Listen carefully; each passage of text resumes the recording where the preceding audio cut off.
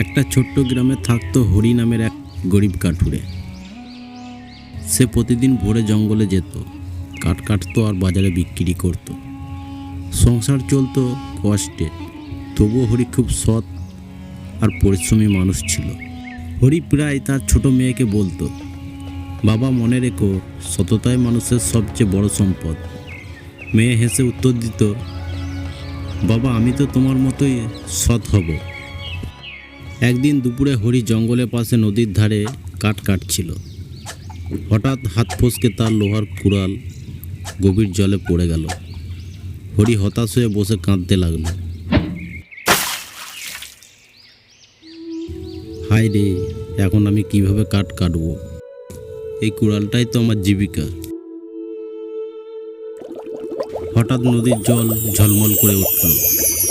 নদীর দেবী আবির্ভূত হলেন। তিনি কোমল কণ্ঠে জিজ্ঞাসা করলেন, কাটুরে তুমি কাঁদছো কেন? হরি হাত জোর করে উত্তর দিল, মা আমার একমাত্র লোহার কুড়ালটা নদীতে পড়ে গেছে। দেবী প্রথমে একটি সোনার কুড়াল নিয়ে এলেন। এই নাও, এটা কি তোমার কুড়াল?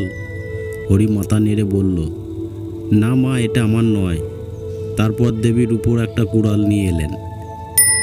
এবার কি এটা তোমার কুড়াল? হরি সৎভাবে উত্তর দিল, না মা, এটাও আমার নয়।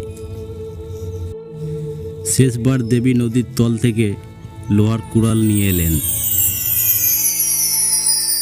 হরি খুশি হয়ে হাত জোর করল, হ্যাঁ মা, এটাই আমার কুড়াল।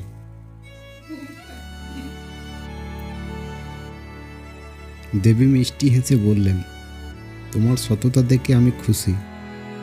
তুমি শুধু নিজের জিনিসটাই নিতে চেয়েছো, তাই আমি তোমাকে এই 3টি কুড়ালেই দিয়ে দিচ্ছি।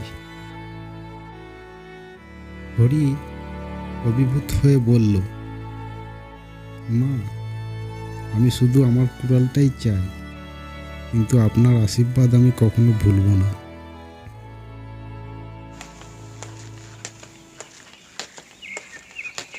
হরি গ্রামে ফিরে এলো।